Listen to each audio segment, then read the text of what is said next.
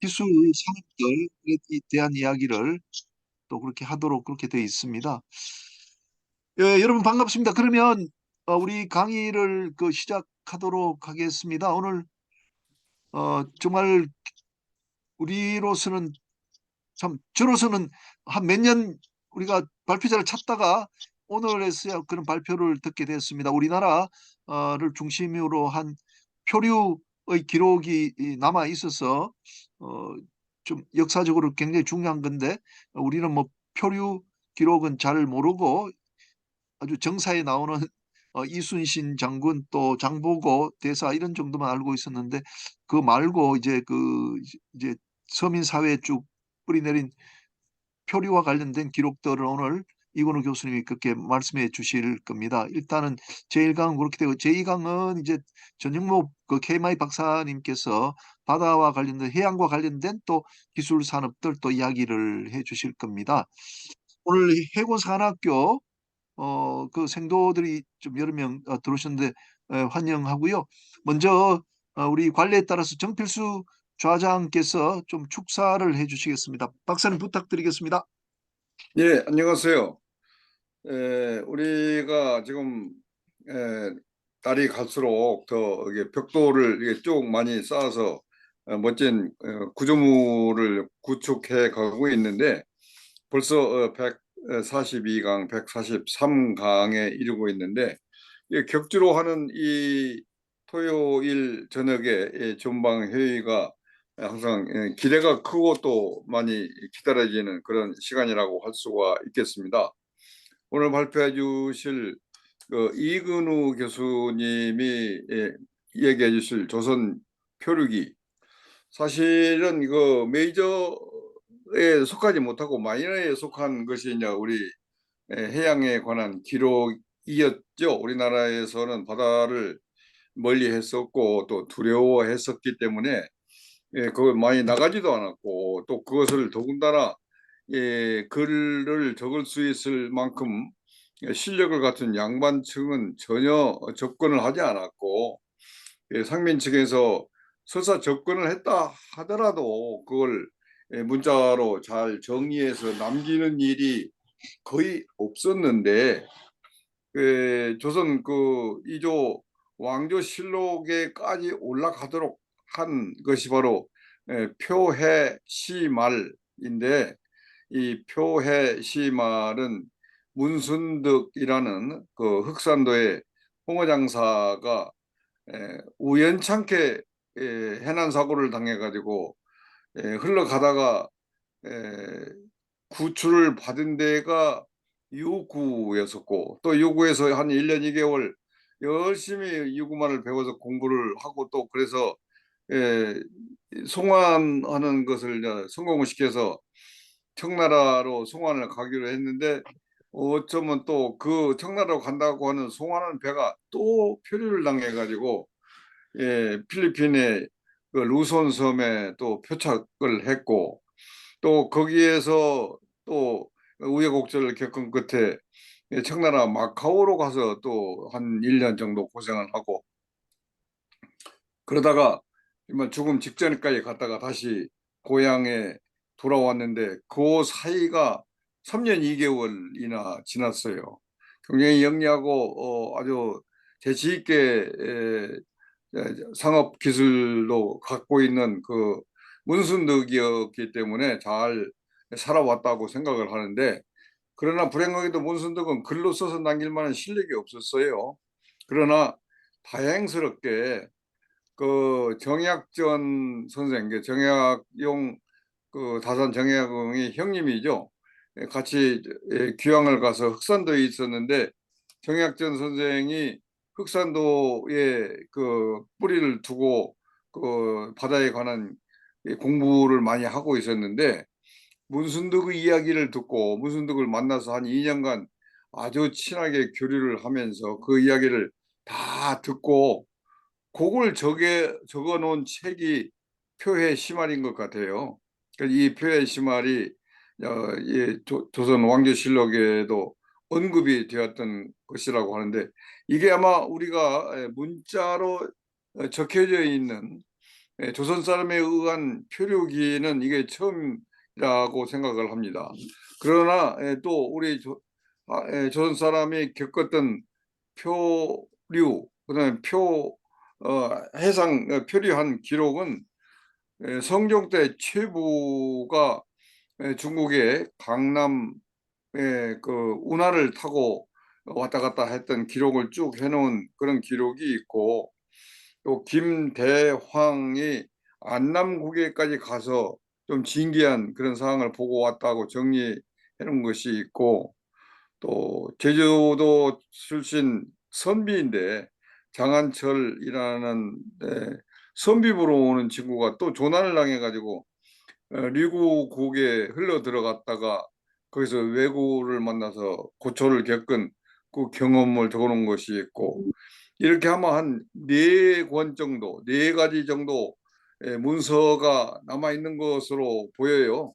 제가 오늘 그 이근호 교수가 조선 표류기라고만 해놔서 이게 뭔가 하고 조사를 해보니까요, 그런 정도가 우리가 문헌상으로 갖고 있는 기록이다는 것이 제가 오늘 공부를 했는데, 어쨌든 이근호 교수의 멋진 해설, 그다음에 멋진 설명에 기대를 크게 해 보겠습니다.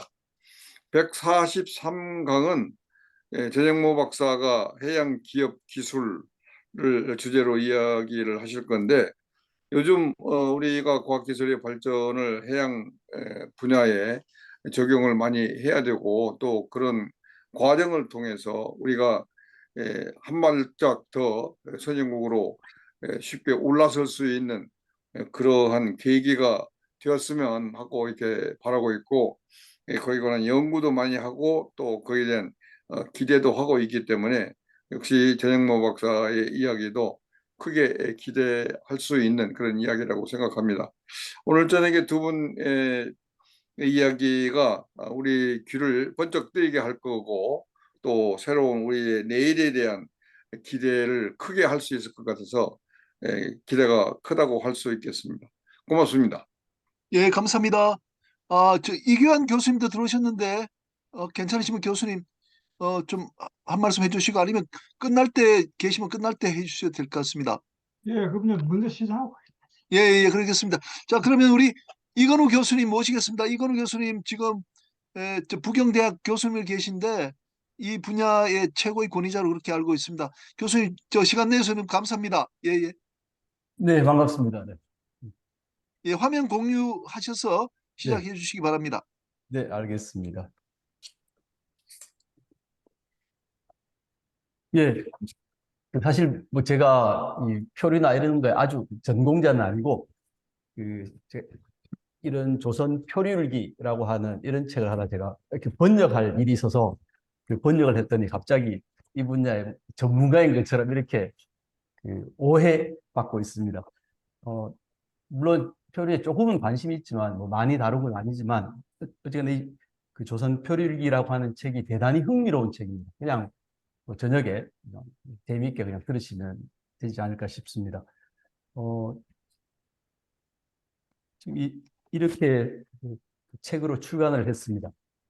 그런데 그 스토리는 어떤 거냐면 전체를 간단히 말씀드리면, 우선 이 글을 쓴 사람은 1819년에 조선에 표류해온 일본인 사무라이입니다. 무사인데 이 사람이 무사치고는 글도 쓸 수 있고 한문을 쓸 수 있고 그리고 그림도 굉장히 잘 그리는 사람이었습니다. 그래서 그 대부분의 표회록이나 표류에 관한 기록들은 그림이 있어도 한두 장 정도 있을 뿐인데, 이 조선 표류기에서는 그림 자료가 전체 텍스트의 15% 정도입니다. 그래서 굉장히 많은 그림을 그렸고, 사실 1819년이라고 하는 시점이기 때문에 아직 그 서양인들이 우리한테 오지 않은 그런 때여서 일부 사람이 남긴 그림 자료들이 19세기 조선을 보는데 대단히 중요한 자료입니다. 그리고 이제 그림 자료 이외에도 이 본인이 경험했던 조선 사회 관인들이죠. 관인들과의 관계 이런 것들을 통해서 우리가 흔히 지금 조선 후기가 굉장히 부패한 국가였다, 라고 하는 인상과 너무나 다른 이야기를 남기고 있어서 우리에게도 대단히 소중한 정보라고 생각이 됩니다. 네, 그래서 목차는 뭐 이렇게 했지만 그냥 대충 그림 자료들을 중심으로 해서 말씀을 드리겠습니다. 현장은 지금 이 오키노 에라부지마라고 하는 현재는 오키나와에 속해 있는 섬입니다. 여기에 이 큐슈 남단에 있는 그 당시에 사츠마, 현재는 가고시마라고 불리는 곳인데 거기에 무사가 이 에라부지마라고 하는 섬을 관할하기 위해서 파견되었다가 만 2년 만에 돌아가는 길에 표류를 하게 됩니다. 그래서 뭐 전체 이게 이 에라부지마에서 이렇게 충청도로 표류했다가 이렇게 부산을 거쳐서 다시 일본 쪽으로 돌아간 그런 스토리입니다. 그래서 이 사람이 이제 배를 타고 출발한 섬은 현재 오키나와현에 속해 있고, 요 위에 보시면 이 붉은 줄 그은 게 오키노 에라부지마라고 하는 이게 섬입니다. 여기에 왔다가 태풍을 만나서, 아마도 계절적으로 태풍을 만나서 북쪽으로 표류를 해서 조선의 충청도에 닿게 됩니다. 그래서 그 사람의 원래 이제 거주지를 할까 속해 있던 번은 당시에 사츠마번, 시마즈라고 하는 무사가 다스렸던 사츠마번의 중간 정도의 위치에 있는 사무라이였습니다. 그래서 이제 한 일주일 정도의 표류 끝에 어디에 도착했냐면 현재 서천입니다. 충청남도 서천군이고, 당시에는 이 비인현이라고 불리는 현이 있었고, 그리고 요 안쪽에는 마량진이라고 해서 수군진이 있었습니다. 요즘 같으면 수군기지죠. 우리 뭐 해군 작전사령부 이런 것처럼 바닷가에 있는 수군진이 있는데, 그 지형 자체가 이렇게 바다로 돌출되어 있어서 이게 굉장히 많은 배들이 표류해 왔습니다. 하여튼 현장인데, 우연하게도 이곳에 일본인 사무라이들이 3명, 그리고 나머지 사공들이나 아니면 이 사무라이들의 시종들, 이런 사람들을 포함해서 한 30명 정도가 같은 배를 타고 있었습니다. 그래서 바로 이 마량리라고 하는 이곳이 마량진이라고 하는 수군 기지가 있었던 곳이고, 그리고 이 안쪽에 비인면, 현재 비인면입니다만 당시에는 이렇게 비인현이었습니다. 여기가 이제 표류인을 관리하는 그런 입장이 있었고, 이 마량진은 이제 군사적으로 뭐 압류하고 있다 할까요? 압송하는 이런 책임을 이 수군이 가지고 있었습니다. 현재 지형으로 보면 굉장히 아주 이게 직선적으로 되어 있지만 이건 다 매립해서 이렇게 된 거고, 원래는 좀 더 느슨한 갈고리처럼 생겼습니다. 그래서 한 배가 정박한 지역은 현재 마량포, 그래서 해돋이 마을이라고 하는 그곳에 해당합니다. 예. 그래서 아까도 말씀드린 것처럼 이 조선 표류일기에는 굉장히 많은 그림들이 들어있고, 정말 당시에 일본 사무라이들이 이렇게 글도 잘 쓰고 그림도 잘 그리나 할 정도인데, 이게 보시면 그죠? 처음에 이제 이 바깥쪽에 처음에 여기 보면 처음 정박한 곳이고, 여기가 굉장히 이제 썰물 밀물이 심한 곳이어서 지금도 가면 이렇게 썰물 때는 거의 물이 절반 정도 빠지는 그런 곳입니다. 그래서 요 마량진에 방파제가 있고 그 안으로 들어가서 여기서 이제 머물게 됩니다. 요거는 이제 이 마량진이라고 하는 수군 기지가 있는 곳입니다. 그리고 이게 이쪽 포구 만이라고 할까, 만 전체의 길이가 얼마다 이런 것까지도 아주 자세하게 남겼습니다. 이건 뭐 우리가 입증할 수는 없지만 이 사람이 그림을 그린 거는 2가지 목적이 있다고 생각되는데, 하나는 자신이 굉장히 이제 자신의 책무를 열심히 했다고 하는 게 하나 있을 것 같아요. 사무라이니까 자기가 중급 사무라이고 자기 위에 이제 지금 상관 사무라이도 있기 때문에 표류를 통해서 해갔지만 그래도 나의 책무를 다했다, 이게 한 가지가 있고, 또 하나는 임진왜란 당시에도 이 사츠마번의 시마즈 씨라고 하는 무사가 참전을 했습니다. 임진왜란때. 그래서 그 이야기를 다 알고 있어요, 이 사람들. 그래서 이게 온 김에 조선의 이 해안을 자세히 기록하자고 하는 일종의 정탐의 측면도 있는 것으로 보입니다. 그럴 정도로 이 자료들이 대단히 정밀합니다. 그래서 현재 이게 지형을 보면 이렇게 지금 초록 이게 푸르게 보이는 여기는 원래 섬이고 지금 이쪽이 그 서해 그 같은 화력 발전소가 있는 곳이어서 이 전체가 직선으로 된 곳은 이렇게 매립한 지형입니다.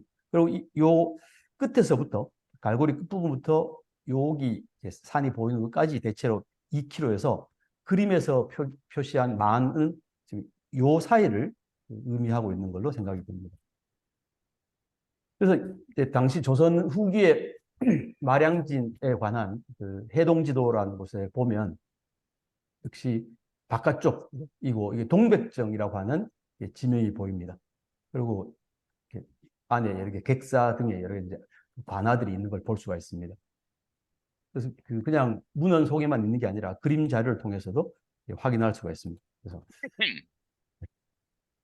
그다음 이제 비인현입니다. 실제로 그 조선 표류일기의 주인공은 두 사람인데 한 사람은 이 표류일기를 쓴 그 야스다라고 하는 일본 사무라이고 또 한 사람은 이 당시에 비인현의 현감이었던 윤영규, 하평윤 씨의 윤영규라고 하는 분이 이 전체 스토리의 주인공이라고 해도 과언이 아닐 정도로 중요한 위치를 차지하고 있습니다. 그래서 비인현은 그 비인현 석탑도 있는 곳이고 하고 그리고 이제 그 앞에 그 마량진이 있습니다.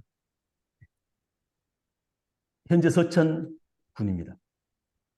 네, 이게 바로 비인현감 당시에 그 일본 사무라이를 어떻게 보면 이제 응대했다고 맞이해서 여러 가지 대접을 했던 인물인 비인현감 윤영규라고 하는 사실 우리가 조선 시대에 이런 그림이 거의 없습니다. 자세한 정보를 알 수 있는 그림이 사실 그 왕실의 울궤 같은 걸 제외하면 거의 없는데 이 야스다라는 사람은 굉장히 그림을 잘 그리는 사람이어서 아주 디테일까지 자세히 이렇게 묘사를 하고 있습니다. 예를 들어서 지금 이 비인현감 윤영규가 앉아 있는 게 우리 교자라고 불리는 일종의 뭐 가마인데 그 뒤에 보면 호랑이처럼 생긴 호랑이 가죽을 이렇게 했고 지금 꼬리도 보이고 발도 보입니다. 그리고 이제 이 여러 명의 지금 시종들이 그 가마를 운반하고 있습니다. 그래서 이 그림이 얼마나 정확한가는 다시 한번 그 뒤에 말씀을 드리도록 하겠습니다. 그리고 이제 이 시종들이 이제 여러 가지 기물을 가지고 있는데 어떤 사람은 돗자리, 어떤 사람은 담뱃대, 그리고 이제 이게 그 타구 겸 요강으로 쓰는 이런 다양한 기물을 현감이 행차할 때 함께 이동하는 이런 것도 이렇게 확인할 수가 있습니다. 그리고 그 굉장히 복장이나 이런 것도 우리가 자세히 알 수가 있죠. 네.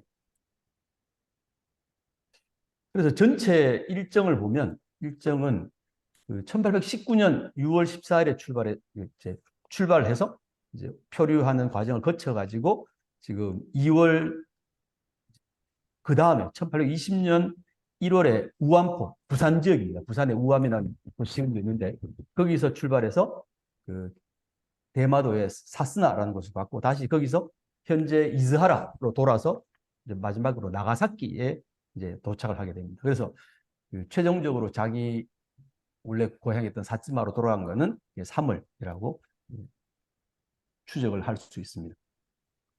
이 표류기의 가치는 일본 무사가 남긴 어떻게 보면 아마 유일한 표류기라고 생각이 됩니다. 그래서 이 이제 야스다 요시카타라는 사람은 당시에 4.5대 중급 무사 정도고 아까 말씀드린 것처럼 에라부지마라는 섬을 관리하러 파견됐다가 돌아가는 길에 태풍을 만나서 표류를 하게 됐습니다. 그런데 더욱 신기한 건 굉장히 한문을 원문은 다 한문입니다. 한문이고 또 많은 한시도 같이 수록이 되어 있고 조선인과 더불어서 한시를 서로 주고받기도 했습니다.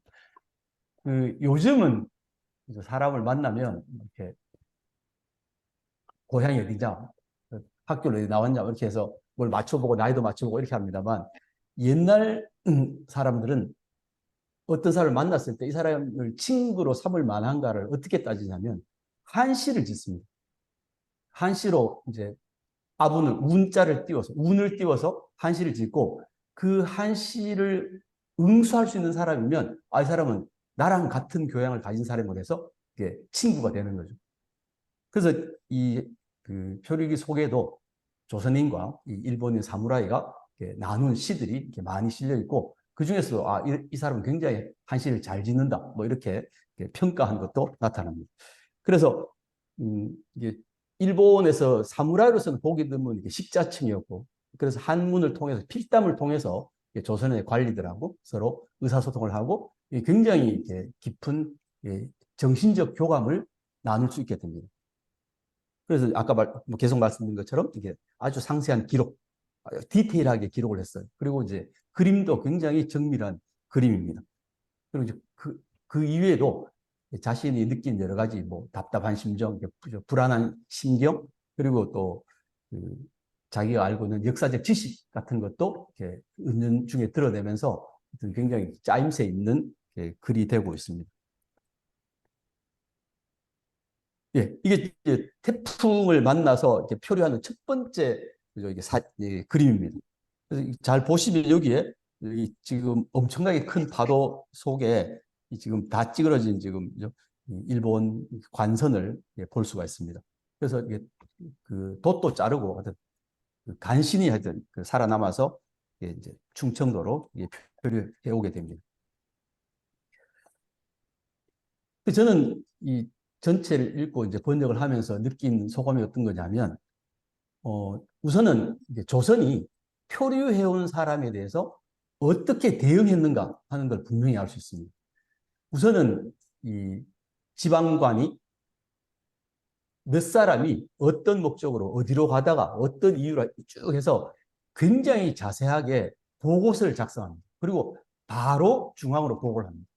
그럼 이제 그 중앙에서 다시 사람을 내려보내거나 아니면 문서로 보내서 뭐 이런 걸 더 조사해 보라고 하고, 실제로 또 중앙에서 사람이 파견되어 와서 이 표류해온 사람들 다시 조사를 합니다.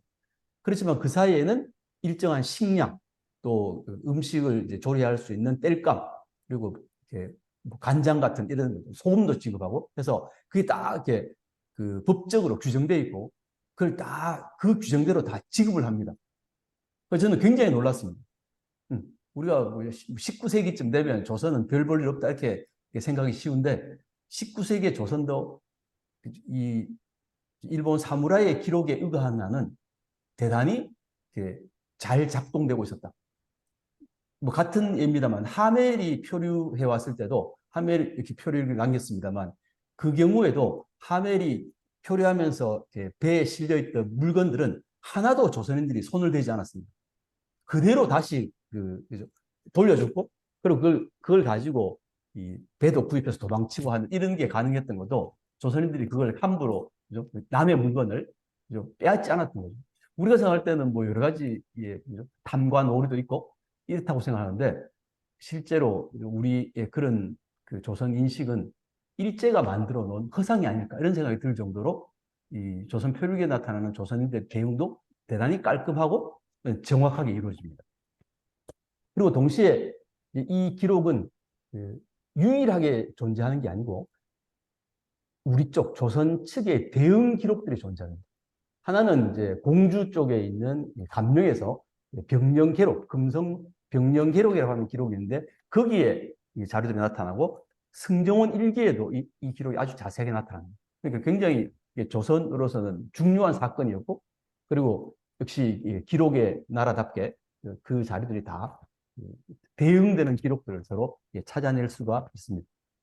보통 이제 일반적인 표류의 경우에는 그 조선이나 대마도 쪽에 아주 부분적으로 이렇게 아주 몇 줄 이렇게 남아 있는데, 지금 이 사람들은 그 조선 쪽에서 일본 사무라이라고 해서 굉장히 그 관심을 가졌고, 그리고 이제 조금 이렇게 특별 대우를 한 이런 측면도 보여서 이 승정원 일기도 여러 차례, 심지어는 이제 이 사람들이 가지고 온 물품 목록 이런 게 다 보입니다. 그리고 그건 그대로 역시 다시 다 가지고 이렇게 돌아가게 됩니다.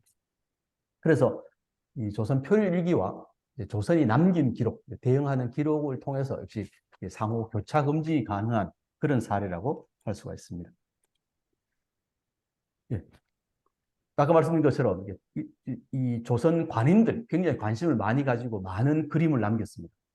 그래서 다양한 조선 관인들이 이 조선 표류가 나타나고, 그리고 이 표류에 관련된 여러 가지 법적 규정을 준수하는 모습을 확인할 수 있습니다. 그리고 또 원칙을 지키면서도 어떻게 하면 이 표류한 사람들이 좀 덜 힘들까, 이런 것도 여러 가지 이제 아이디어를 내서 좀 편하게 이렇게 머물 수 있도록 해 주었습니다. 그래서 전체적으로는 이게 우리가 조선 관인이라고 하는 것에 대한 부정적 인식이라고 하는 게 좀 성급한 것이 아니었나, 이런 생각이 들었습니다. 그리고 이제 조선 백성도 이제 그린 게 있는데 많지는 않지만 그 사람을 그린 건 별로 많지 않은데 여러 가지 물품들에 대한 이 그림들이 있어서 그것도 좀 이따 다시 한번 볼 수 있을 것 같습니다.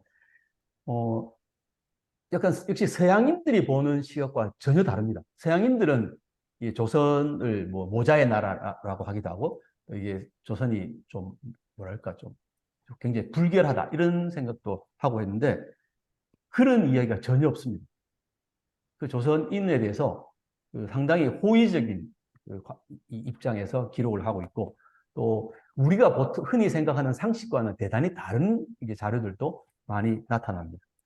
네, 제가 너무 서론이 길었습니다. 우선 이제 당시 이 아낙네들을 보죠. 여자들을 보면 지금 그 오른쪽에 흰 옷을 입고 있는 사람은 이렇게 결혼한 여자고, 지금 이렇게 푸른 옷을 입고 있는 위에 글자로 보입니다만 이게 처녀도라고 해서 처녀는 반드시 푸른 깃이 있는 옷을 입는다, 이렇게 기록을 해두었습니다. 예. 그래서 이 그림에서 조선 사람들의 얼굴을 그렸는데 여기에 어떤 뭐 이 조선이 야만이라든지 이런 게 전혀 느껴지지 않습니다. 그래서 이 시선 자체가 대단히 따뜻했구나 하는 것을 알 수가 있습니다. 또 이제 이 그 지게 같은 걸 쥐고 있는 뭐 일반 뭐 농민이라고 할 수 있는 사람들, 또 말의 그림도 있고, 또 곤장을 맞는 여기 조선인, 이 사람이 그 일반 백성인데 그 일본 배에 올라가서 담배를 훔쳤어요. 그래가지고 이 마량진 첨사, 바로 마량진 이 수군 기지의 사령관이라고 할 수 있는 이 이동영이라고 하는 사람한테 이제 잡혀가지고 볼기를 맞고 있는, 이게 볼기를 때리는 사람들이 이제 이 나장이나 이 보통 수군 기지에 속해 있는 하급 군인들, 하급 관리라고 해야 될까 같은 그런 사람들이. 그리고 그 비 올 때 쓰는 뭐 삿갓인데 접이식 삿갓이 있었고, 또 이제 밤에 들고 다니는 제등, 일종의 뭐 요즘 랜턴 같은 역할을 하는 것입니다. 그리고 이제 조선 사람들이 가지고 있는 칼이나 또 깃발 이런 것도 그렸고, 또 이렇게 벼섬, 도끼, 초가집 이런 것도 그렸습니다. 굉장히 하여튼 그림 솜씨가 있는 사람입니다. 그리고 굉장히 다양한 역시 관, 모자를 그려서 사실 이건 전혀 우리가 몰랐던 정도입니다.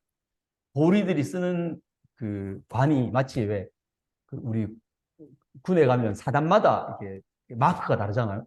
그것처럼 같은 형식의 모자지만 쓰는 방법이 다 달랐다고 합니다. 위에 지금 보면 이렇게 깃털, 공작 깃털이 있는데 뒤에 이제 상모라고 해서 붉게 염색한 털이 달리는데 이걸 이렇게 기울인 각도가 서로 달라서 이게 어느 쉽게 말하면 사단 소속이다를 알 수 있는 거를 지금 이 관에 달린 장식을 통해서 구별할 수 있도록 했다는 사실도 알 수가 있습니다. 예, 아까하고 다르죠. 이거는 위에 하나만 달았는데 이거는 양쪽에 두 개가 달려 있고, 그리고 이건 이렇게 누워 있는데 이거는 그 위로 서 있죠. 이런 식으로 이게 그 소속 부대마다 쉽게 말하면 이 모자를 쓰는 장식의 형태가 다르다고 하는 걸 보여주고 있습니다. 우리 전혀 몰랐던 그런 내용. 그리고 대단히 세밀하고 여러 이제 국면을 그리고 특히 이 사람의 관심이 있었던 거는 이 포국, 그리고 이제 자기가 만났던 조선의 관인들, 뭐 의복, 물품, 그리고 심지어는 조선의 배, 그리고 자기가 귀환한 항로까지도 자세히 남겨놓고 있습니다. 그래서 보시면 이게 똑같아 보이는데 다른 사람입니다. 비슷하게 생겼죠. 근데 이거는 이제 망건을 쓴 모습이고, 이건 탄건을 쓴 모습이고, 또 관까지 쓴 걸 다 이렇게 차례대로 그려놓고 있는데, 여기서 관자라고 하는, 우리 관자놀이라고 하는 말이 있습니다. 관자놀이, 여기 관자놀이라고 하죠. 그 관자놀이가 뭐냐면, 관자가 노는 곳이라는 뜻입니다. 그 관자는 바로 관을 쓸 때 이 망건이나 탄건이 움직이지 않도록 고정시켜 주는 역할을 하는데, 그게 관자가 있다는 게 중요한 게 아니고 이 관자의 모양이 다릅니다. 이 다른 게 이 사람의 신분을 뜻해요. 그래서 어떤 관자를 쓰냐에 따라서 요즘 같은 우리 왜 군대에서 계급장을 쓰는 것처럼 이게 금으로 만든 것, 옥으로 만든 것, 은으로 만든 것, 이게 다 구별이 있어서 그것만 봐도 이 사람이 어떤 계급에 속하는 사람이다 라는 걸 알 수 있도록 했다는 거죠. 그래서 조선이 굉장히 뭐 신문제 사회니까 당연한 것입니다만 이걸로 구별이 됩니다. 지금 여기서도 이쪽이 이제 윤영규라는 분이고, 이 사람이 지금 그 수영우후라고 하는 사람인데, 보시면 몇 가지 특징이 있는데, 이 관이 우리가 생각보다 훨씬 높습니다. 우리가 보통 보는 관은 이렇게 높지 않은데 굉장히 관이 높게 그려져 있고, 아마 크게 잘못된 건 아니라고 생각됩니다. 그리고 붉은 띠를 메고 있어요. 홍조대라고 부르는 겁니다. 이 사람도 붉은 띠를 메고 있습니다. 좀 더 자세히 보면 여기에 이렇게 윗옷과 아랫옷 사이에 이렇게 점선으로 되어 있는 부분이 있습니다. 원래 이 옷이 상의와 하의를 연결해서 입는 옷, 천릭이라고 하는 옷입니다. 이 옷에도 보면 역시 똑같이 그 점선이 나타납니다. 이 사람이 굉장히 세밀하게 관찰해서 거의 뭐 사생을 하듯이 이렇게 그렸다는 걸 알 수가 있고, 그리고 이제 이 관령이라고 합니다. 관령 또 관령. 지금 이 관을 이제 목에 걸어서 이게 원래 이게 전투 복장, 이 두 사람이 하고 있는 게 일반 복장이 아니고 이게 천릭이라고 하는 전투 복장. 최소한 어쨌거나 이게 그 급한 공적인 일이 있을 때 입는 정복입니다.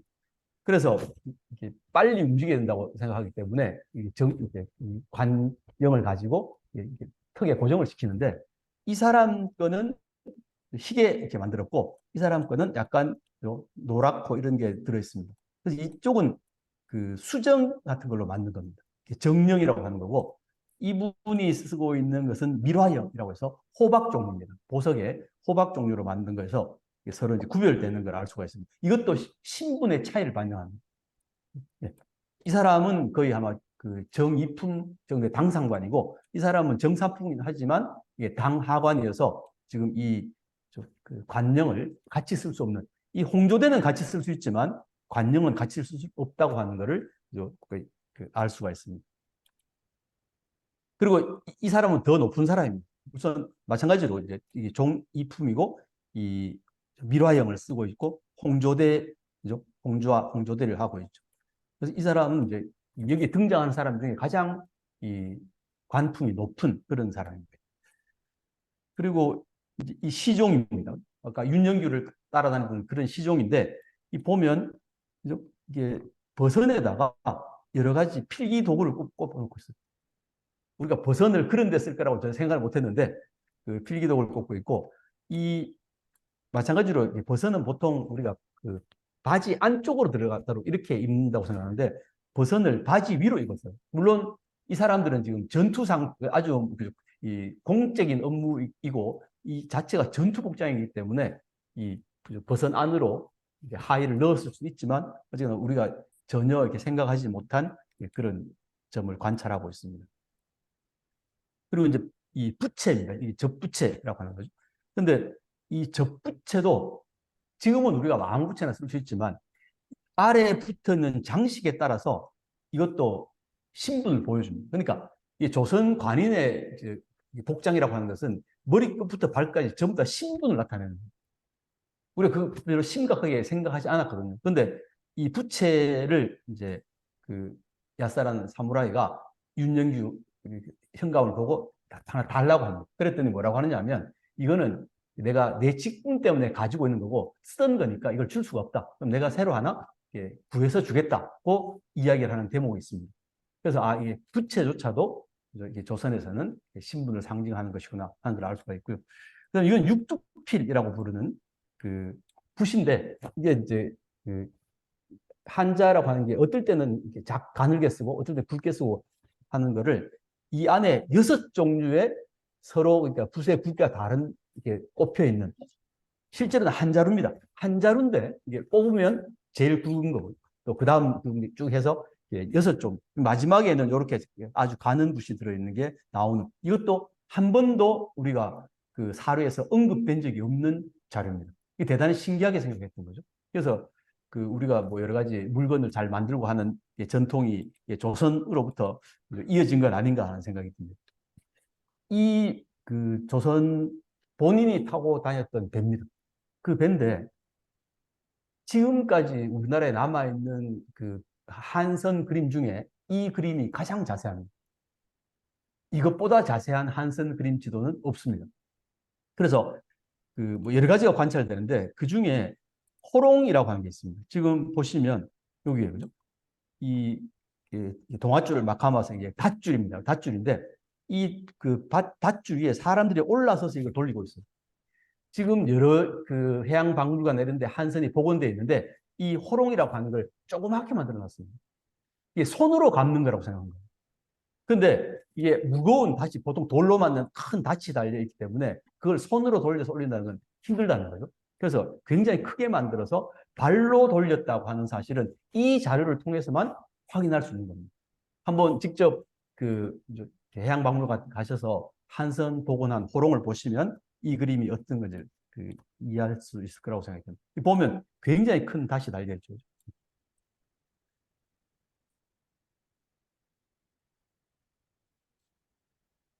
네. 그리고 이제 이 귀환하는 길을 또 다 그림을 그렸는데 마치 이게 조감도라고 하는 것처럼 하늘에서 이렇게 내려다본 것처럼 자기가 지나온 항로를 그렸어요. 이 대단한 사람입니다.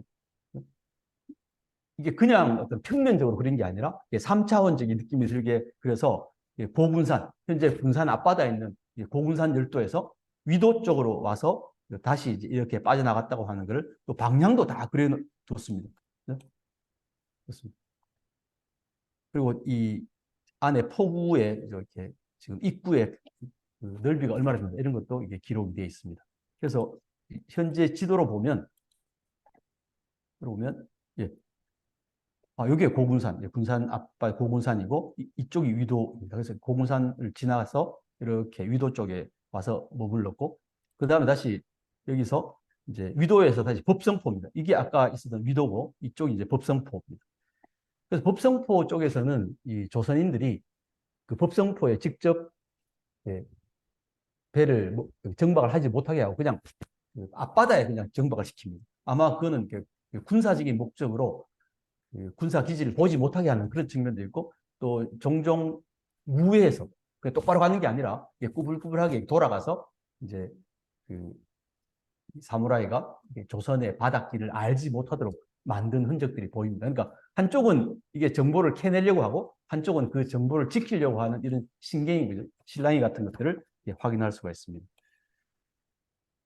역시 위도에서 지금 법성포 쪽에 있습니다만 근데 이쪽으로 내려오다가 이 앞바다에 정박하고 이 조선 관인들만 법성포로 가서 머무는 이런 기록도 보이고 있습니다. 그리고 이제 수도하고 지도 쪽에 역시 빙글빙글 돌아다니는 걸 볼 수가 있습니다. 그러니까 이걸 이 정보에 관찰하고 있는 거예요. 지금 어떻게 배가 움직이는가를 이 사무라이가 계속 자세히 관찰하고 있습니다. 저는 이게 어떻게 그런지 잘 알 수가 없어요. 이걸 만약에 그리고 있었으면 조선 관인들이 막았을 것 같기도 하고 뭐 그런 뭔가 문제가 생겼을 것 같은데 어쨌거나 굉장히 정밀하게 그리고 있습니다. 그래서 이게 이제 지도라는 섬입니다. 거기 다시 이제 팔금도 쪽으로 팔금도라는 섬으로 들어와서 역시 여기 여기가 팔금도입니다. 그 당시에 우리 조선 지도 바로 이게 삼남해방도라고 하는 조선 후기에 그려진 지도인데 이 지도는 그 충청도부터 시작해서 쭉 가서 지금 경상도 해안까지를 직선으로 그냥 그렸어요. 이게 우리가 보통 해도를 조선이 그린 해도의 방식인데 이 일본 사무라이가 그린 해도는 좀 3차원적인 이런 느낌을 주는 겁니다. 그래서 전혀 다르죠. 보시면 네. 여기 이제 진도 해남이고 여기 뭐 거의 같은 여기 위도입니다. 위도죠. 네, 위도입니다. 그러니까 그 지도하고 지금 이 조선의 삼남 해방도 상당히 다르다는 걸 알 수가 있습니다.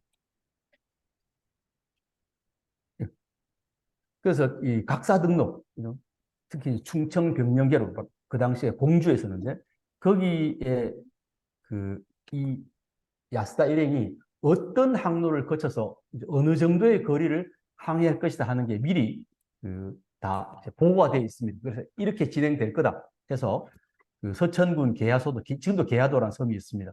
고군산, 위도, 법성진, 지도, 완도, 마도 쭉 이렇게 해서 이제 동네까지, 물론 동네는 현재 부산포 쪽에 이제 정박하게 됩니다만, 여기에 지도까지는 이 사람이 이제 다 항로를 그렸는데, 여기서부터 굉장히 이제 심하게 이제 병이 들어서 더 이상 이 항로를 그리지 못하게 됐습니다. 그래서 나머지는 이런 병령기록 자료를 통해서 귀한 항로를 확인할 수 있습니다. 네.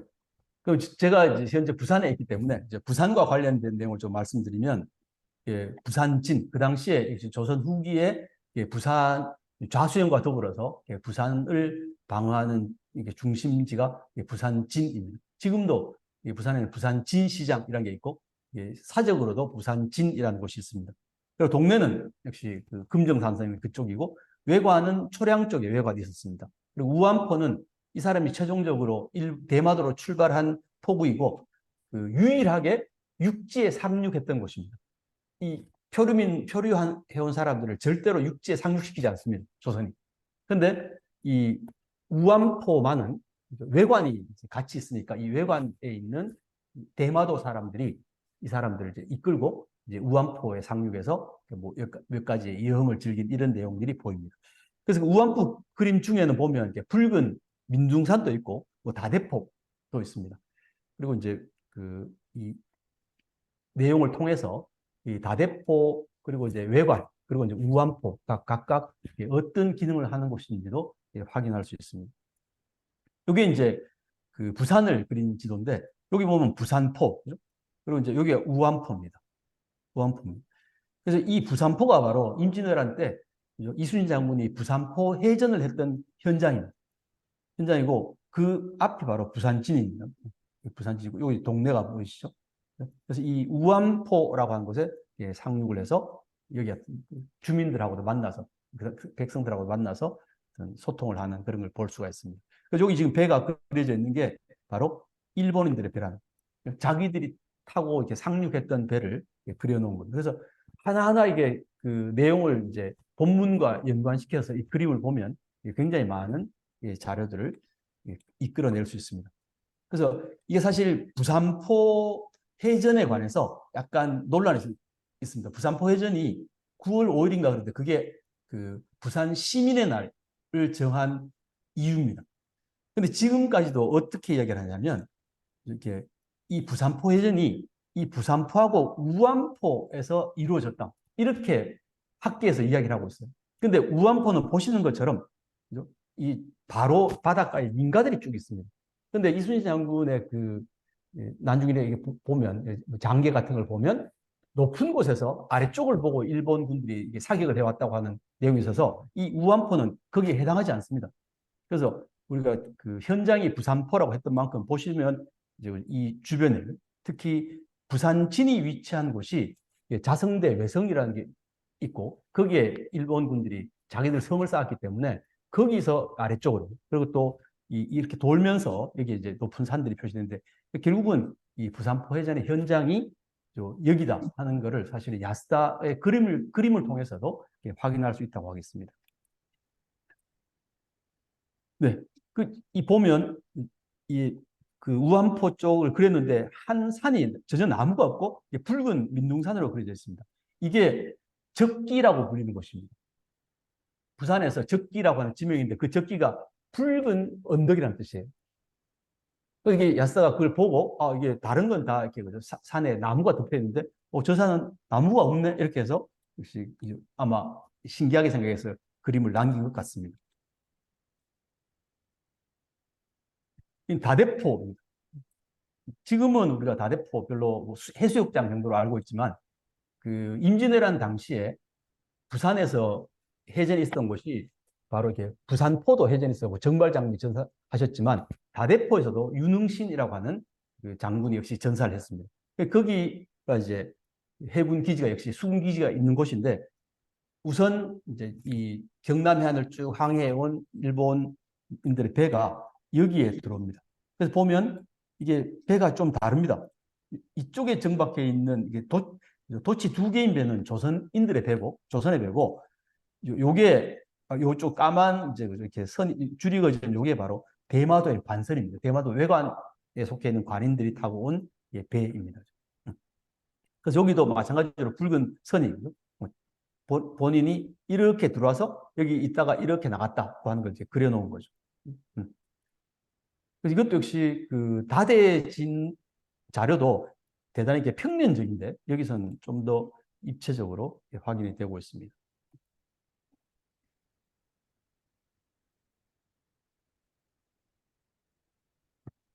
관련된 조선 기록 아까도 몇 번 말씀드렸지만 하여튼 충청병령계록이라고 하는 이거는 이제 쉽게 말하면 육군 쪽에서의 기록입니다. 그리고 승정원 일기는 뭐 각종 지방에서 올라오는 뭐 장계나 이런 것들이 기록되고 그리고 이제 비변서 등록은 이제 관변 기록을 군사 관계되는 기록을 주로 담당하는 것이 비변서 등록이어서 여러 가지 이 기록을 통해서 조선 표류 일기와 이렇게 서로 상호 대조할 수 있는 그런 굉장히 희귀한 사례입니다. 그 중에 이 중요한 인물이 누구냐 하면 바로 윤영규라고 하는 사람이고 이 사람이 약간 이상합니다. 지금 1801년부터 등장해서 1819년에 비인현감으로 보입니다. 18년부터 비인현감이었죠. 근데 그전에는 지금 정삼품을 지냈고 끝에 보면 종이품으로 나타납니다. 그래서 이 중앙에 있거나 또 이게 이 사람이 나주 영장, 오의장 뭐 이런 또 이제 이게 신도 첨사 같은 이런 군사적 요직에도 있었는데 신기하게 이 18년부터 19년 사이에만 그 승정원 일기 한 건 이후에는 전부 충청병령 계록에만 보입니다. 그래서 윤영규라는 사람이 이 앞에 보이는 윤영규하고 요 18년, 19년 사이에 보이는 윤영규와 과연 같은 인물이냐? 왜냐하면 비인현감은 종육품이 가는 자리입니다. 종육품 하면 우리 왜 사회에서 공무원들이 5급하고 6급하고 다르잖아요. 그런 것처럼 이게 5급 이상 또 이제 6급 이하가 다르고 특히 정삼품 이런 사람들하고 이 육품은 하늘과 땅 차이입니다. 그런데 과연 이 사람이 비인현감으로 갈 수 있는가 하는 이제 문제가 있는데 이 사람은 이제 기본적으로 무관이고 그리고 비인현감 보통은 이제 현감 자리는 문관이 보통 가는 자리인데 비인현감만 무관이 갈 수 있는 자리. 이게 굉장히 이제 군사적 요지이기 때문에. 근데 아마도 제가 추측하기에는 병이 심하게 들어서 왜냐하면 이 오의장하고 이런 게 전부 다 뭐냐면 그 당시에 경복궁 이런 궁궐을 그 경비하는 관인들입니다. 무관들이죠. 그러니까 우리 같으면 이렇게 뭐 수방사나 아니면 청와대 경호실 이런 사람이에요. 그러니까 굉장히 경무에 시달립니다. 이 사람이. 당연히 다른 사람도 마찬가지지만 그래서 이 사람이 병이 들어서 그 쉽게 말하면 휴양차 좀 일이 적은 이 비인현감 자리에 온 게 아닌가. 그러니까 실제로 이 사람은 이게 정삼품 이상의 관품을 가진 사람이라고 예측할 수 있습니다. 바로 그 뒤에 다시 나타날 때 보면 정삼품 당산 나주 영장으로 나타나는 일입니다. 근데 이거는 이제 아직까지 확인할 수 없죠. 왜냐하면 요 부분에 있는 이 윤영규라고 하는 사람이 과연 정삼품 이상이냐 하는 걸 이제 확인할 필요가 있는 셈입니다. 그래서 이걸 제가 다시 아까로 돌아가서 이 사람이 이게 홍조대 붉은 허리띠를 이렇게 가슴띠라고 해요. 가슴띠를 이렇게 메고 있습니다. 메고 있으면 이게 정삼품입니다. 정삼품이. 원래 비인현감의 관품은 종육품이지만 이 사람은 정삼품이라는 거죠. 그리고 아까 말씀드렸던 것처럼 지금 밀화형이라고 하는 종이품이 하고 있는 것과 똑같은 관형을 하고 있습니다. 관끈을 쓰고 있는 거죠. 그러니까 이 사람은 비인현감이긴 하지만 이게 정삼품 내지는 종이품 정도의 지위에 해당하는 사람을 알 수 있어서 결국 이 승정원 일기에 쭉 지속적으로 나타나는 그 윤영규가 바로 이 것이 분명하구나 이렇게 확인할 수가 있습니다. 그래서 다 이분이 이제 종이품인데 밀화형의 홍조와 붉은 가슴띠를 하고 있습니다. 네.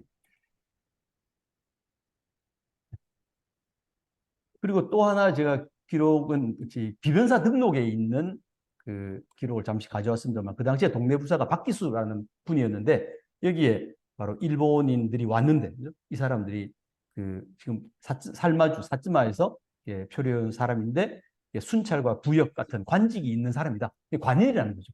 그러니까 일반 외인들과 같이 표류한 외인들과 같이 대우할 수가 없다. 그래서 좀 여러 가지 물품을 더 지급해라 하는 그런 이야기를 논의한 게 역시 비변사 등록에 나타납니다. 역시 1819년 같은 해의 일입니다.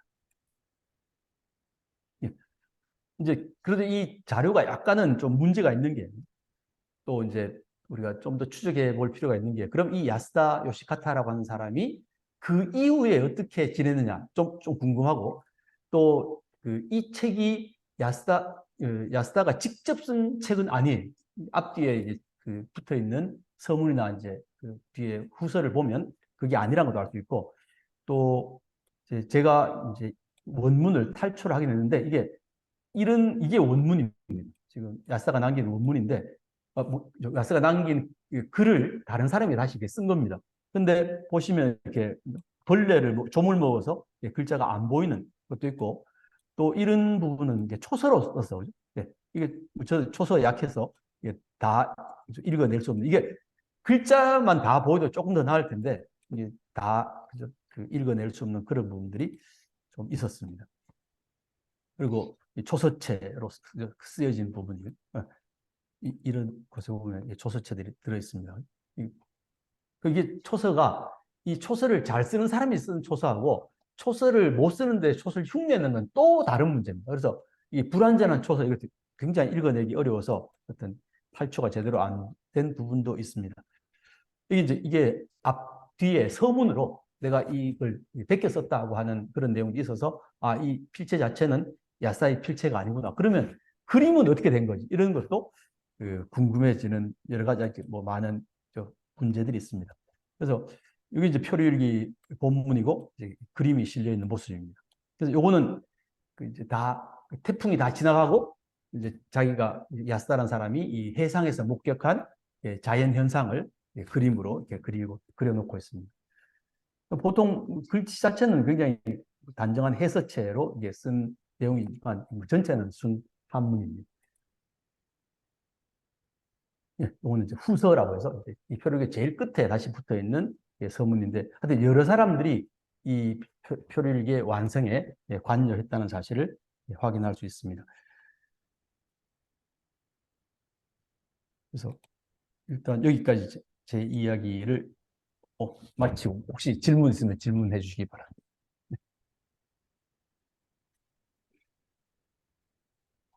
예, 선생님 정말 참 큰 도움이 됐습니다. 야, 놀랄 만한 그 네. 기록인 것 같습니다. 우리 정필수 박사님도 고개를 이렇게 끄덕 하시는데 정말 참 놀랄 만한 기록을 네. 처음 이렇게 봤고 그 19세기 초기에 우리나라 그 이제 백성이나 그 이제 관직 가진 분들의 실제가 어떤지를 그 그림을 통해서 알 수 있다는 것. 그리고 또 놀라운 거는 우리 조선시대에 그렇게 이제 꽉 짜인 그 규율대로 나라가 이제 돌아갔다는 것. 그리고 조난당한 이제 선원들인데 조난당한 선원들한테 그렇게 그 자비를 베풀어주는 그런 법을 갖고 있었다는 점에서 우리가 참 선진국이었다 이런 생각이 들거든요. 너무 좋은 그 발표 잘 들었습니다. 그리고 이 다음에는 우리가 토론으로 제가 지정 토론으로 김낙현 그 한국해양대학교 교수님을 그 모셨습니다. 어제 아래 제가 부산에 도착한 이제 뵀습니다만은 그 우리 교수님께서는 뭐 이건우 교수님이 발표한 것에 대한 어떤 코멘트 또 좋습니다만은 교수님이 또 생각하시는 여기 다른 또 표류 관련된 이야기도 이렇게 해주시면 참 좋을 것 같습니다. 교수님 좀 부탁드리겠습니다. 예, 부산 한국해양대 김낙현입니다. 제 소리 잘 들리십니까? 예, 예, 교수님. 네, 네. 예, 제 음성이 잘 들립니까? 예, 예. 네, 네. 잘 예. 들립니다. 네. 이건우 교수님 정말 명인설 명강의였습니다. 그리고 사실 제 소개를 먼저 좀 하겠습니다. 지금 많은 분이 계시니까 지금 이 또 기회라고 생각을 합니다. 저는 한국해양대학교 영문학과를 박사학위를 하였고요. 그리고 전공은 19세기 소설입니다. 그리고 현재 관심 분야는 18세기, 19세기 영미항해기, 그리고 이제 교육부 선정, 한국연구재단에서 그 선정한 18세기, 19세기 영미항해기를 그 연구를 사업을 진행을 하고 있습니다. 어, 그리고 이제 제가 이제 이건우 교수님 그 발표를 제가 보니까요, 너무 저한테 도움이 되는 분야이고, 사실 표류는 넓은 의미의 항해에 포함된다고 보거든요. 그래서 이 보면은 표류가 자발적, 비자발적 표류 두 가지가 있다고 봐요. 뜻하지 않게 어떤 황천 항해를 통해서 표류가 되는 거고 있고, 또 뭐 자발적인 표류, 그것도 제가 한번 해외문을 통해서 조사를 해봤습니다. 사실 저는 영미 쪽이라서 국내 또는 역사 사학은 제가 잘 모릅니다. 그래서 이제 같이 이제 약간 공통점이 있을 것 같아서 이번 자리를 빌어서 말씀 좀 드리고 싶고요. 우리가 보면은 뭐 하멜 표류기는 너무나 유명하시잖아요. 좀 전에 언급하셨고 17세기. 그다음 19세기로 넘어와서 이제 소설 쪽으로 보면 프랑스 모험 소설 15소년 표류기가 있죠. 질 베른 작품에. 그 다음에 역시 19세기 미국으로 오면은 해양 소설, 그 허먼 멜빌의 모비 딕으로 유명하잖아요. 이제 프랑스 소설이나 미국 소설은 다 소설입니다. 그 다음에 조금 넘어와서 19세기 말에 노르웨이 그 콘티키호 표류기라는 게 있어요. 이것은 제가 좀 강조를 드리고 싶은 부분인데, 노르웨이 인류학자가 토르 하예르달이라는 사람이 친구 뭐 5명하고 6명이서 뗏목을 타고 페루 카이오 하야오 항에서 남태평양 다시 갑니다. 왜냐하면 자기가 학설을 주장하는데 학교에서 받아주지 않으니까. 그러면 수천 년 전에 그때는 동력이 없었으니까 자연으로, 그리고 해류를 타고서 내가 내가 주장한 바를 입증해 보겠다. 그래서 자발적으로 이제 친구들하고 자발적 투표를 시작합니다. 그런데 그 이론이 학설이 가설이 인정이 되더라고요. 근데 그걸 이제 보통 우리가 표류를 하면 뜻하지 않는 표류인데 이거는 자발적인 표류라고 제가 이제 좀 말씀드리고 싶고요. 그다음 이때 이 사람이 자발적 표류를 하면서 항해 선박으로는 뗏목이고 동력은 오직 자연 바람 그리고 해류를 이용을 했고요. 그다음에 딱 이제 2001년 즉 21세기 보면은 좀 영화죠. 우리가 잘 아실 겁니다. 그 톰 행크스라는 주연 배우가 놓은 캐스트웨이, 이제 비행기를 몰고 가다가 이제 무인 도출을 해가지고 이제 이렇게 노는데, 제가 이런 항해기, 특히 영미 항해기를 연구를 하면서 보니까요, 우리가 우리나라가 한중일 이렇게 이 분야를 뭐 저희 대학교 한국해양대학교도 과가 있어요. 동아시아 학과가 있거든요. 그러면 이 동아시아 학과라는 장명을 하는 사람들 입장에서는 육지 중심의 사고였어요. 그렇죠? 그런데 제가 해외 영미 항해기를 보면은 동아시아를 둘러싼 바다는 북태평양이잖아요. 그러면 항해가들은 북태평양 항해기를 쓰면서 각 나라, 중국, 일본, 한국 이렇게 들어가더라고요. 즉 어떤 큰 네임을 북평양으로 보느냐 아니면 육지 중심의 사고인 아시아로 보느냐 그렇게 나뉘더라고요. 항해기가 그렇다. 그리고 항해기 타이틀은 동아시아 관련 블라블라 항해기가 아니고 북태평양 항해기 이렇게 나오더라고요. 그래서 이제 중심 사고를 관점을 육지에서 보느냐 바다에서 보느냐 그 다른 걸 느꼈고요. 그 다음에 또 두 번째로는 좀 특이한 사항이 음, 우리가 뭐 넓은 의미의 표류기가 이제 항해기에 포함된다고 볼 때 하여튼 항해기든 표류기든 어쨌든 이 모든 이 기록물은 일방적이라는 것. 대부분의 경우 우리가 소설이면은 이 소설이나 작가가 상상을 동원해서 문학적으로 이제 표현한 글이라고 글을 소설이라고 볼 때 우리가 항해를 하다가 표를 하든지 또는 항해기를 남기잖아요. 대부분의 글은 일방적인 표현입니다. 근데 이제 이건우 교수님이 발표하신 거 보면은 일본 사무라이가 이제 표를 했는데 우리나라 실록이라든지 성경에는 나왔다. 그거는 서로 비교를 해보면은 상당히 맞을 거거든요. 그러면 이 표를 한 작가가 기록을 남긴 사람이 거짓이 없고, 하지만 대부분의 제가 연구한 바로는 일방적이더라고요. 왜냐하면 미지의 섬이나 미지의 땅에 육지에 도착해서 대화가 소통이 안 되니까 기록이 전달이 안 되잖아요. 그래서 내가 어느 나라에 가서 뭐든 이렇게 갔다 하면 일방적이니까 그거를 일반 독자들은 좀 유념을 해주시면 좋겠어요.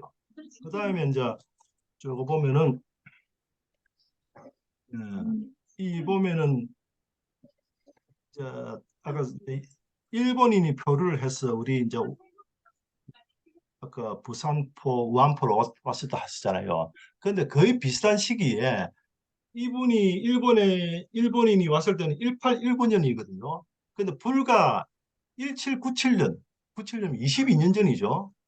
1797년 빼기 1819년 하면은 23년 전에 23년 전에 용당에 영국의 이제 해군이 자발적으로 항해를 한 적이 있어요. 그래서 일주일간 머무면서 이제 항해기를 남겼거든요. 그건 제가 지금 뭐 번역 중에 작업 중에 있는데 거의 20년 사이로 이제 이 일본인보다 먼저 거의 비슷한 지역에 영국에서 자발적으로 온 경우가 있어요. 이제 선장 이름이 윌리엄 로버트 브로스턴이고 이제 배 이름은 프린스 윌리엄 헨리호거든요.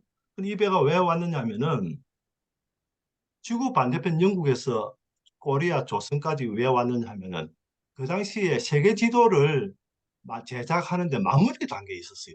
그래서 이 왕의 특명을 받고 이제 코리아로 가서 살린이라는 곳이 있는데 이 살린이 섬인지 육지인지 확인을 하라고 명령을 받고 그래서 이제 확인을 하고 이제 부산에 이제 들리면서 조선 사람을 만나고 이제 자기는 돌아가서 1804년에 항해기를 남기고 그 실록 역시 조선 실록에 다 나와 있더라고요. 황제실록에. 근데 그런 거는 상반 비교가 되고 또 조선 표류일기 사무라이 이번 또 비교가 되는 것 같아요. 이거는 표류기나 영국 사람이 남긴 항해기를 볼 때 아주 사료적 가치가 있다고 보고요. 그 다음에 보면은 제가 이근우 교수님 보니까 굉장히 저한테 도움이 굉장히 많이 되는 부분이고요. 사실 제가 이거 영미 쪽을 하다 보니까 제가 계속 시간을 끌다가는 또 그렇고 다음 또 발표하는 분도 계시고 해가지고 하여튼 이번 시간은 제 소개를 하고 이근우 교수님 발표문에 대해서는 제가 뭐 어떻게 뭐 전공자가 아니니까 말씀을 못 드리고 저 같은 또 학교도 가까이 있잖아요. 다음에 시간 되면 네, 찾아뵙겠습니다. 네, 제 알겠습니다. 발표에 대한 이건우 교수님 발표에 대한 코멘트는 이것으로 마치겠습니다. 예, 네, 감사합니다. 예, 예, 예. 예. 이건우 교수는 나중에 좀 한꺼번에 이렇게 답변하시면 될 것 같고요. 또 우리 멤버들 중에서 좀 질문 사항 있으시면은 좀 질문 좀 부탁드리겠습니다. 뭐 권오인 대표나 우리 김현빈 대표 좀 질문 사항 있으시면 좀 하시면 좋을 것 같습니다. 한두 분 예, 저 좀. 김현빈입니다. 예, 예, 예, 예. 이제 하나 여쭤보겠습니다. 아주 중요하고 귀중한 사료 같은데 이 사료를 어떻게 그 입수해서 어떻게 번역을 하게 됐는지 그 배경을 좀 알고 싶습니다. 네. 예, 교수님 답변 부탁드리겠습니다. 네. 이 자료는 일본 고베 대학에 유일본으로 존재했습니다. 그래서 먼저 일본 학계 쪽에서 이 자료를 이렇게 전체적으로 번역을 하는 건 아니었지만 이렇게 중요한 이제 몇 부분을 뽑아서 책으로 발간을 했고 저희들이 그걸 뒤늦게 알았습니다. 그래서 그럼 우리는 이미 일본어로 소개가 됐으니까 차라리 전문을 번역을 하자. 그래서 제가 그냥 대충 보고 이 정도 내가 번역할 수 있지 했는데 이게 뭐 초서도 있고 뭐 글자가 안 보이는 것도 있고 해서 굉장히 애를 먹었습니다. 그래서 이미 일본 쪽에서 먼저 소개가 되고 저희들이 이제 그 고베대학 원본을 입수해서 스캔본 입수해서 전체 번역에 부경대학교 쪽에서 번역을 하게 됐습니다. 네. 그래서 그 추가로 하나 더 말씀드리고 싶은 거는 이제 네. 그 교수님께서 그 일본의 사무라이가 이렇게 그 한자도 알고 지식도 높고 그런 게 그 아주 그 신기하다고 이제 그렇게 말씀을 하셨는데 네. 그 일본의 사무라이라는 거는 그냥 그 단순한 그 무사가 아니고 그 일본의 그 지도층, 집권층 아니겠습니까? 말하자면 우리나라의 양반처럼 그러니까 지식과 교양과 그다음에 그 또 한편으로는 전문적인 그런 식견을 가진 그런 그 집단이라고 이제 봐야 되겠죠. 그렇기 때문에 그런 분들은 물론 그뭐 여러 가지 부류가 그 뭐 또 상층 사무라이, 하층 사무라이 여러 가지가 있지만은 그런 분들이 기본적으로 또 관직을 맡고 그럴 정도가 되면은 이런 그 지식을 갖추고 있다고 봐야지 그것을 그 좀 신기하다 하고 하시는 거는 좀 그 좀 약간 어폐가 있는 게 아닌가 싶습니다. 네네. 이게 사무라이가 세 사람이 같이 왔습니다. 이 표류선에. 근데 나머지 두 사람은 전혀 한문을 못하는 사람이었어요. 그럼 그 사람들이 더 신분이 높습니다. 이 사람이 제일 신분이 낮은데 이, 이 조선인들과 필담하는 것이나 이런 걸 다 이 사람 혼자 진행한 것이기 때문에 이 사무라이들이라고 해서 전부 이렇게 교양을 가지고 있는 건 아니었고 아마 이 사람이 자기 신분이 낮기 때문에 더 이제 열심히 쉽게 말하면 공부를 한 게 아닌가. 그리고 이 사람이 가지고 있는 그 이제 물품 중에 한자 사전 같은 게 엄청나게 많이 가지고 있습니다. 다른 사람들은 없는데 이 사람만 그걸 가지고 있어서 그 이게 사무라이 이제 중하급 사무라이로서 대단히 저는 예외적인 존재라고 생각합니다. 제가 원래 일본사 전공입니다. 일본 전공이기 때문에 일본 사무라이에 대해서 이해를 하고 물론 때가 되면 이제 그 일본 각 번에서 지역에서 유학 경전을 공부하는 게 이제 붐이 일어나고 번교라고 하는 교육이 이루어지기 때문에 결국 말씀하신 것처럼 그 교육을 받은 이게 중하급 사무라이들이 메이지 주스리키는 주역이 되거든요. 그래서 이제 선생님께서 하신 말씀은 모든 사무라이가 맞지만 모든 사무라이가 이렇게 한문 교양에 관심이 있었던 건 아닙니다. 그러니까 신분이 낮을수록 열심히 공부했던 이런 측면도 있었던 것 같습니다. 네. 예, 예, 감사합니다. 교수님, 제가 하나 좀 질문 드리겠습니다. 아까 네. 그 서천에 마량진이고 수군진이 있었다고 하셨지 않습니까? 네. 네. 근데 이제 우리가 알기로는 그 이순신 장군 임진왜란 그 영향 때문에 뭐 부산 또 이게 목포 이 유역만 이제 그 수군 만호가 있는 걸로 이렇게 보통 생각하지만 제가 이제 어, 고향이 경북 영덕입니다. 네. 저기 포항보다 저 위인데 우리 고향에 수군 만호가 있었어요. 우리 고향 경상북도 저 위쪽에도 네. 수군 네. 만호가 있었거든. 그 관직 이름이 수군 만호로 되어 있습니다. 그게 이제 오래 남아 있었는데 그래서 여기 마량진의 수군진이라는 게 이게 만호에 가까운 거 아까 보면은 뭐 곤장도 치고 이렇게 하는 거 보면은 상당히 큰 그 수군진이 아닌가 싶은데 그 이게 그러니까 좌수사 우수사 그 다음에 만호인 것 같아요. 네. 네. 그럼 여기는 어느 정도인지를 좀 예, 예. 이분은 나오는 이동영이라고 하는 사람은 부산 마량진 첨사입니다.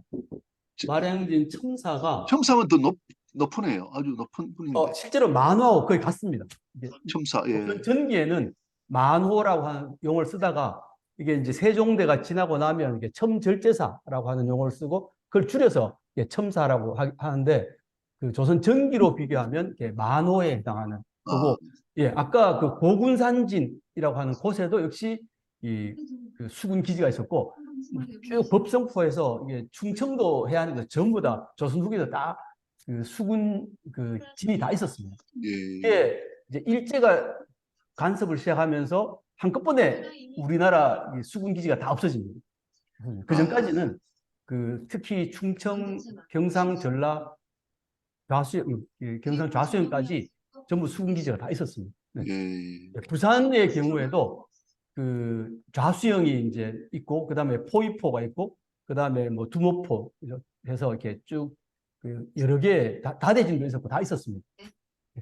그래서 1819년대까지는 아직도 조선이 이게 빵빵하게 수군하고 있었던 셈입니다. 예, 예, 네. 예. 예. 김 아이고, 너무, 교수님, 김삼열입니다. 예, 예, 예, 예, 청장님, 예, 질문하시죠. 안녕하세요.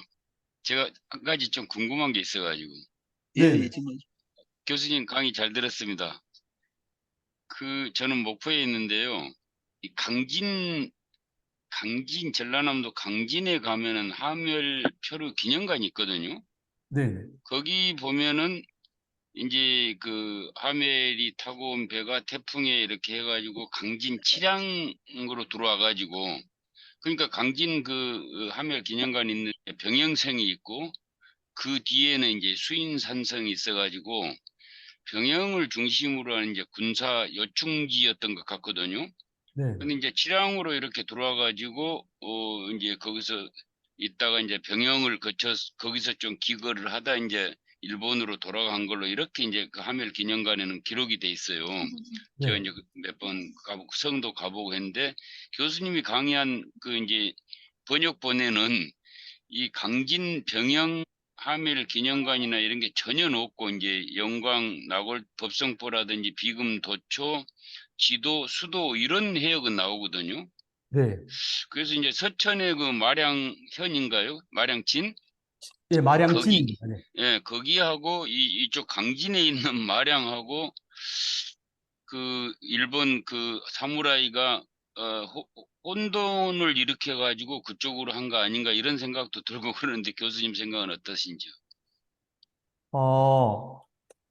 이게 전국적으로 이렇게 같은 지명은 대단히 많습니다. 예, 예. 예. 그래서 이거는 이제 그 마량진만 문제가 되는 게 아니고, 그 맞은편에 있는 이게 빈현이라고 하는, 예, 그게 같이 이제 이렇게 묶여 있으니까 이게 그 잘못 오해됐을 가능성은 크지 않다고 생각이 됩니다. 예. 그리고 그 지역 이제 그 충청 병령에 있는 수군 우후, 이게 수군 우후가 대충 뭐 이렇게 수군 기지의 부사령관 정도 되는 사람인데, 그 사람도 와서 이제 그 현황을 파악하고 하기 때문에 이 기록 전체가 현재로 따지면 충청남도 서천을 중심으로 한 게 분명하다고 생각이 됩니다. 근데 그 강진 그 병영성 거기 하멜 기념관에는 상당히 이제 그 표류 그런 이제 항로도 이런 게 다 이제 기록이 돼 있어가지고, 네, 네, 네. 그 기록에 보면 아까 말씀드린 대로 이제 치량만에 이제 표류가 돼가지고 네. 그쪽으로 이제 거기서 이제 뭐 몇 년 있다가 이렇게 본국으로 돌아간 그런 식으로 기록이 돼 있어서 여쭤봤습니다. 아, 네, 네. 네. 네, 저도 거기 강진의 마량이라는 지명인 줄 몰랐습니다. 처음 들었습니다. 네, 예. 네, 네, 감사합니다. 네. 네. 놀토. 네. 예. 정말 오늘 너무 참 좋은 강의 들었습니다. 우리 이 바다 공부 모임 아니면은 이런 강의를 참 들을 수 없었을 것 같은데 정말 좋은 강의입니다. 권호인 대표님 또 일본 생활도 하시는데 한 말씀 좀 부탁드립니다. 이근호 교수님, 김낙현 교수님 그 두 분 말씀 들으니까 우리가 좀 각도를 달리해야 될 때가 되지 않았나 싶은데, 일본은 섬나라니까 바다가 당연히 중시되는 국가가 돼 있고요. 한국은 조선을 지나서 지금 대한민국이 돼 있는데 여전히 바다는 멀리 느껴지는. 근데 이런 표류기 같은 거를 보면은 우리가 굉장히 가까이에서 바다랑 같이 생활했음에도 불구하고 왜 아직 바다가 멀리 와 있는 게 돼 있는가? 바다에 관계되는 분들이 좀 분발해야 되지 않는가? 그런 생각이 많이 들고요. 굉장히 그 가치 있는 자료를 발굴해가지고 이렇게 발표를 해주시니까 너무 도움이 되고, 이런 부분이 하멜 표류기나 같이 이렇게 비교가 돼서 그 널리 소개가 됐으면은 우리가 그 지나온 과거를 이해하는 데에 큰 도움이 되지 않을까. 그리고 또 다른 그 각도, 바다에서 바라본 대한민국은 그 과거는 조선이 되겠죠. 그리고 현재의 대한민국, 미래의 대한민국은 지정학적으로도 바다가 훨씬 더 강조되고 바다 중심으로 생활이 돼야 될 것임에도 불구하고 부족한 부분을 여기 계시는 분들이 좀 노력을 해야 되지 않을까 그런 생각을 하면서 잘 봤습니다. 고맙습니다. 네, 감사합니다. 예, 교수님 마치기 전에 그런데 그 우리나라 뭐 생선 같은 거는 그 그림 같은 게 없습니까? 생선. 생선 그림은 없고 거기 생선에 이렇게 그 지급해주는 조선 관인들이 이렇게 마련을 해서 이 일본인들이니까 생선을 잘 먹을 거 생각하고 이렇게 생선을 구해주는 그런 기록은 있는데 직접 생선 그림을 그린 건 없습니다. 예, 네. 예, 예. 네. 아유, 정말 오늘 좋은 그 자료였고 저도 이거 꼭 사가지고 한번 보도록 하겠습니다. 너무 좋은 자료고 우리 비쌉니다. 항해하는 도서관에 거 사람들, 보시면 됩니다. 예, 항해하는 사람들이 반드시 우리 한번 읽어봐야 될 그런 좋은 내용인 것 같습니다. 예, 예, 선생님 너무 고맙고요. 선생님 다음에는 또 뭐 우리 표류기들 우리나라 분들 표류한 뭐 최부 또 이런 분들 그 이야기도 많이 있는 것 같습니다. 그래서 우리가 다음에 정말 표류 우리나라 전체의 그 표류기 한번 이제 특집을 할 때 그때 또 한번 더 모셔가지고 좋은 이야기 듣도록 그렇게 하겠습니다. 선생님 너무 감사합니다. 네, 우리 알겠습니다. 감사합니다. 박수 좀 부탁드리겠습니다. 예, 예. 아, 정말 감사합니다, 선생님.